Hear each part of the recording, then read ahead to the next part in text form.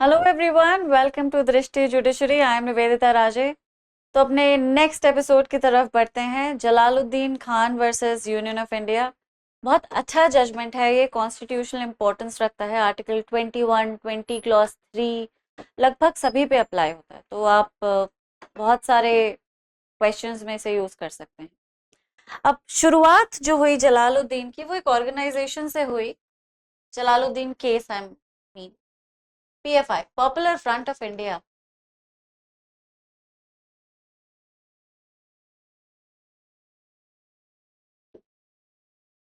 ठीक है, popular front of India एक ऑर्गेनाइजेशन थी, एक इस्लामिस्ट पॉलिटिकल ऑर्गेनाइजेशन जो 2007 में एस्टैब्लिश हुई थी। And there were three southern Muslim groups that merged together and form this organisation.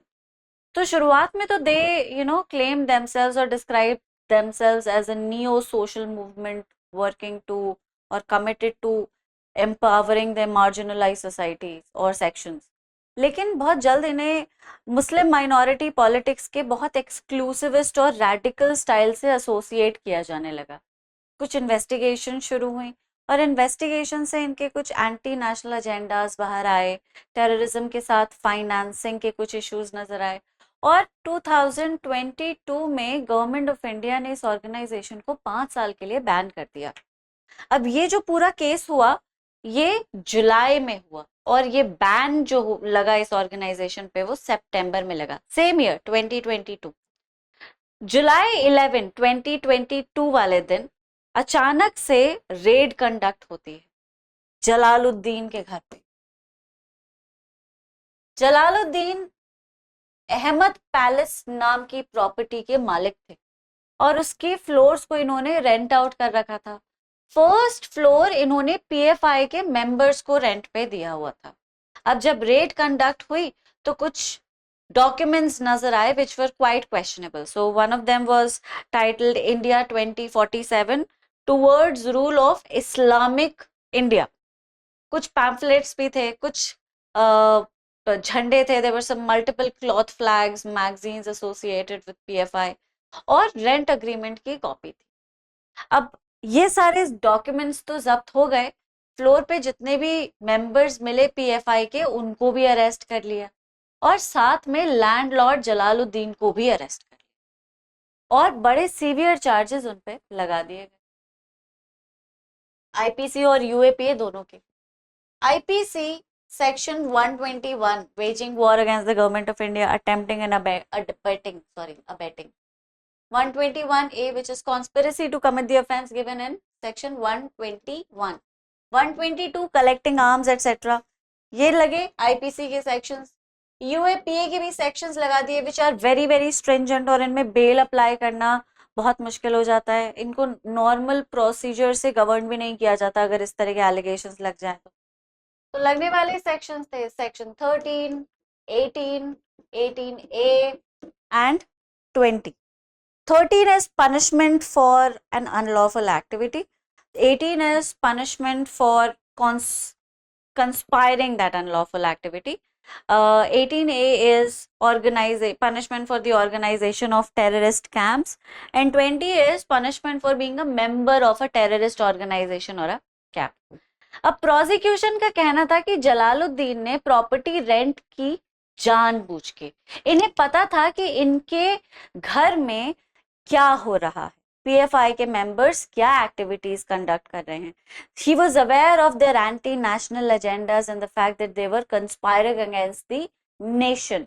उनकी टेररिज्म फाइनेंसिंग भी चल रही थी, मतलब जो कुछ भी हो रहा था वो उनकी नॉलेज में हो रहा था। So he was participating indirectly in those activities. He was facilitating those activities by renting out the property to them and by not stopping them or interfering in their activities. He was facilitating them because he wanted them to be successful in whatever they were planning.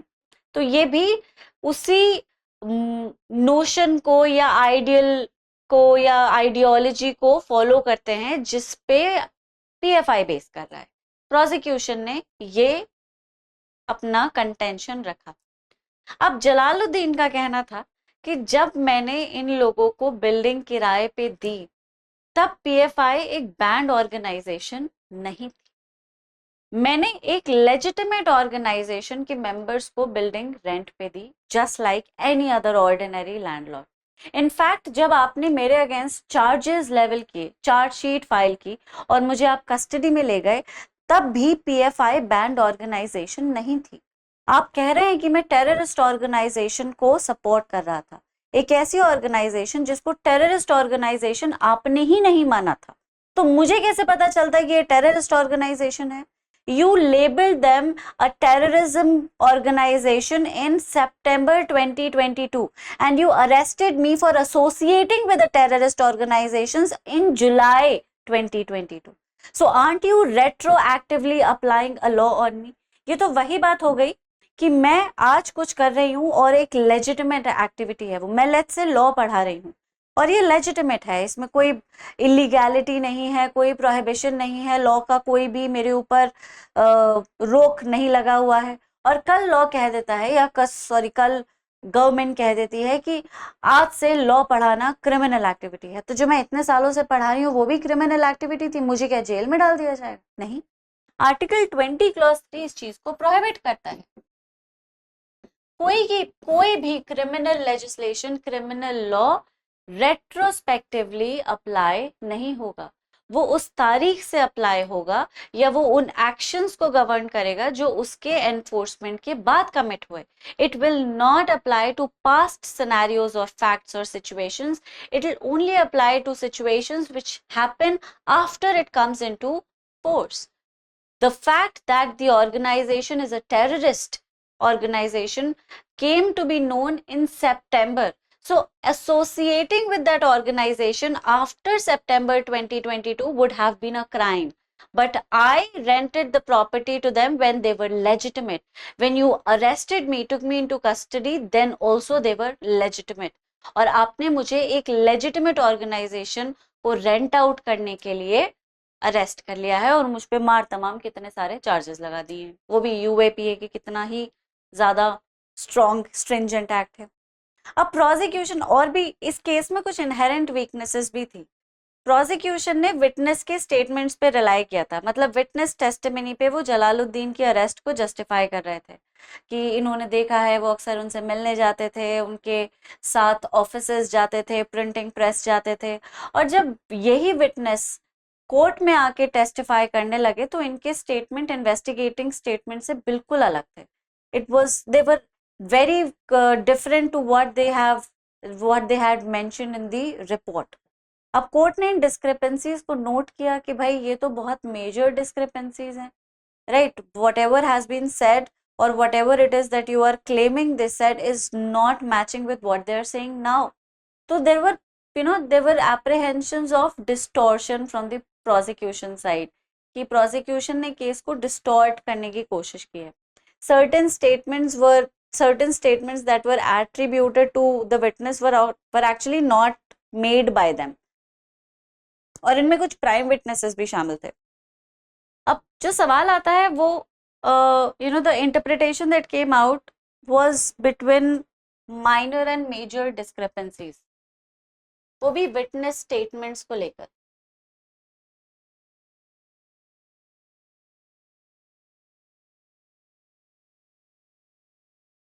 Testimony, witness की testimony ऐसा नहीं कि week piece of evidence है, depending कि वो direct है या indirect, उसके स्ट्रेंथ को सिग्निफाई करता है, ठीक है। लेकिन डिस्क्रिपेंसीज अगर होती हैं स्टेटमेंट्स में, क्योंकि एक विटनेस एक बार टेस्टिफाई नहीं करता है, ऐसा नहीं कि वो सीधा कोर्ट में आता है ट्रायल के दौरान और फिर अपना बयान देता है, नहीं, इन्वेस्टिगेशन में मल्टीपल टाइम्स उसका बयान लिया जाता है। और इसकी जरूरत इसलिए महसूस होती है ताकि केस में जितने भी एविडेंसेस हैं उनमें एक यूनिफॉर्मिटी बनी रहे। अब कोर्ट ऑफ लॉ या फिर even law for that matter understands कि जब आप एक बात कह रहे हैं या फिर एक बात किसी से कहलवा रहे हैं, उसे बार बार दोहरवा रहे हैं, दोहराने को कह रहे हैं, सॉरी, रिपीट करवा रहे हैं, तो उसमें कुछ एक डिटेल इधर उधर हो सकती है। This is what we call minor discrepancy. So if a person while repeating thing over and over again, there might be few details here and there, but if they're not affecting the material evidence or the material testimony, then it is absolutely avoidable. उसको avoid भी किया जा सकता है और उसकी testimony को credible भी डिक्लेयर किया जा सकता है। जैसे सर्कमस्टांसेस भी विटनेस की डिस्क्रिपेंसी को या स्टेटमेंट की डिस्क्रिपेंसी को डिटरमाइन करती हैं। एक लेडी है जिसको जला दिया गया है, ठीक है, और वो डाइंग डेक्लेरेशन दे रही है, या फिर वो she is testifying against everyone who was involved in burning her, या फिर उसकी डेथ की वजह बनने वाले सारे लोगों के खिलाफ वो टेस्टिफाई कर रही है। अब वो एक कहानी सुनाती है कि मैं खाना बना रही थी, मेरे हस्बैंड ने मेरे बाल पकड़े, मुझे मारना शुरू किया, मेरी सास ने मुझे धक्का दिया, मुझ पे केरोसिन छिड़का और मुझ में आग लगा दी। ठीक है, ये उसका प्राइमरी स्टेटमेंट है। तो उसने इन्वॉल्वमेंट बताया अपने हस्बैंड का और अपनी सास का, कि आग लगाई सास ने और मारपीट की हस्बैंड ने, तो कहीं ना कहीं वो दोनों ही शामिल थे। अब नेक्स्ट उसमें वो कहती है कि मेरे हस्बैंड आए, उन्होंने मुझसे लड़ाई झगड़ा किया, बर्तन तोड़े इधर उधर, मुझे मारा पीटा, मेरी सास आई, उसने भी मुझे मारा पीटा, फिर मुझ पे केरोसिन छिड़का और आग लगा दी। अब देखो, इस तरह के उसने बहुत सारे स्टेटमेंट्स कहे है ना, कि वो आए, वो दंदनाते हुए आए, उन्होंने शोर मचाया, मेरी मदर को फोन लगाया, उनसे मेरी शिकायत की, फिर बर्तन तोड़े। तो every statement she is adding something, लेकिन वो कोई भी एडिशन जो है वो मटीरियल एविडेंस, मटीरियल स्टेटमेंट को ऑल्टर नहीं कर रहा। वो मटेरियल स्टेटमेंट क्या है कि मेरे साथ हाथापाई मारपीट की हस्बैंड ने और मुझे बर्न कर दिया मेरी मदर इन लॉ ने। अब उसमें जो भी कुछ एडिशन हो रहा है कि उससे तोड़ फोड़ पहले की गई, या मेरे बाल खींचे, या फिर सास ने भी मुझे मारा, या मेरी मदर को फोन कर दिया, ये कुछ एडेड डिटेल्स जो है वो केस के मटेरियल एविडेंस को अफेक्ट नहीं कर रही, उसकी मेन स्टोरी को, प्राइमरी स्टोरी को चेंज नहीं कर रही, प्लॉट को अफेक्ट नहीं कर रही। तो अगर कुछ भी डिस्क्रिपेंसी मेन प्लॉट को अफेक्ट नहीं करती है तो वो डिस्क्रिपेंसी कोर्ट इग्नोर कर देता है। क्योंकि आमतौर पे specially a person who is extremely injured, so injured that there is a chance of him और her to succumb to those injuries, वो डेफिनेटली जब भी कुछ बोलेगा इधर उधर कुछ डिटेल जाएगी ही, कोई बड़ी बात नहीं है। हो सकता है वो पहली बार इतने दर्द में होगी कुछ भूल गया, ये एक एक्चुअल केस भी है। पहली बार उसने कुछ कहा लेकिन दूसरी बार उसने कुछ ऐड कर दिया, कोर्ट ने इस चीज को एक्नॉलेज किया कि भाई वो जिस कदर दर्द में है, अगर वो पहली बार कुछ भूल गई है तो ये बिल्कुल इट्स क्वाइट ऑब्वियस। हो सकता है दूसरी बार उसका पेन कम हो तो जो और कुछ याद आया हो, ट्रॉमा भी तो होता है, पेन भी तो होता है, physical and mental both, you have to take it into consideration. Similarly, when you are making a person repeat the same thing over and over again, you need to acknowledge that the fact कि उनसे कुछ गलती हो सकती है, एक आध detail इधर उधर हो सकती है।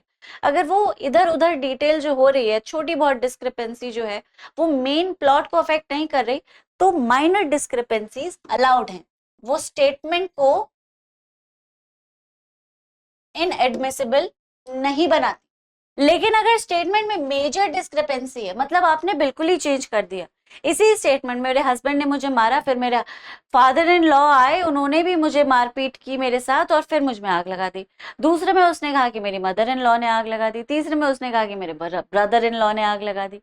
अब ये मेजर डिस्क्रिपेंसीज है। She is constantly changing the person responsible for her Burns, और ये मेन प्लॉट को ऑल्टर कर रहा है बार बार। इस तरह की डिस्क्रिपेंसीज को अवॉइड नहीं किया जा सकता।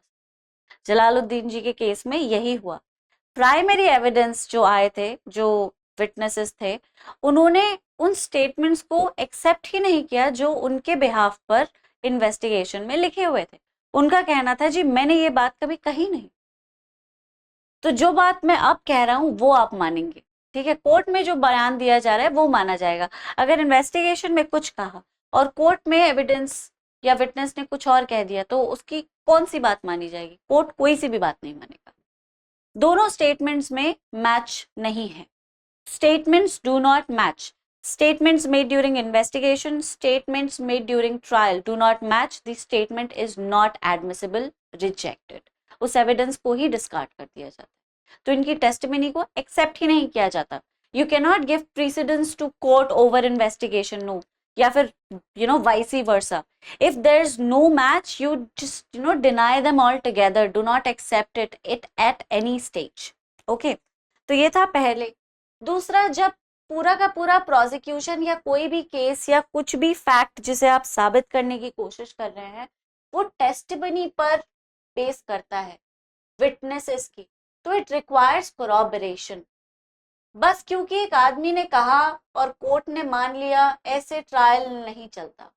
If you are basing your evidence on somebody's statement, you need to prove that statement as well. You need to present additional evidence to corroborate that evidence. I'm sure you know what I'm talking about. एक testimony को as it is court accept नहीं करता, उसको accept करने के लिए court को और कुछ corroboration चाहिए, कुछ और एविडेंस चाहिए. मैं ये बात पहले भी कह चुकी हूँ कि क्रिमिनल केसेस में अगर 99% भी प्रोसिक्यूशन स्टोरी को साबित कर देता है, गिल्ट को प्रूव कर देता है, तो भी कोर्ट कन्विक्ट नहीं करता. 1% डाउट में भी एक्विटल हो जाता है, क्योंकि किसी की लाइफ का सवाल है. डाउट जरा सा भी नहीं रहना चाहिए. बियॉन्ड रीजनेबल डाउट, जब तक गिल्ट साबित नहीं होगी तब तक सजा नहीं है. आपने गिल्ट को ऐसे साबित किया कि कोई शक की गुंजाइश ही नहीं रही, उसकी गिल्ट बिल्कुल सामने आ गई. इतने पुख्ता एविडेंसेस थे, राइट. और अगर आप टेस्टिमनी को कोरॉबरेट नहीं कर पाए हैं, अपने विटनेसेस की बात को भी साबित नहीं कर पाए हैं, तो फिर आपके विटनेसेस की टेस्टिमनी क्रेडिबल नहीं है. It is a weak piece of evidence जिसे एकदम माना नहीं जा सकता. So you require corroboration, which did not happen in the case of Jalaluddin versus Union of India. अब जजमेंट सोचो क्या आया होगा. ऑब्वियसली ये तो समझ ही लिया होगा कि आपने जजमेंट क्या आया होगा. फैक्ट्स तो मैंने आपको बता दिए. Charge sheet indicated that the appellant's wife owned a building where premises were allegedly rented out to a co-accused involved in objectionable activities. ठीक है, ये कुछ भी अलेज किया, कुछ ट्रांजैक्शंस भी थे. एपेलेंट ने बेल के लिए अप्लाई किया, जिसे स्पेशल कोर्ट ने डिनाई कर दिया.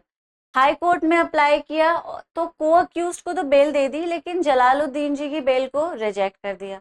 अब इश्यूज यही थे, whether there was a discrepancy between the witness's statement in the charge sheet and the statement given before magistrate, affecting the credibility of the prosecution's case. Whether evidence presented was sufficient to implicate the appellant in the alleged activities under IPC and UAPA.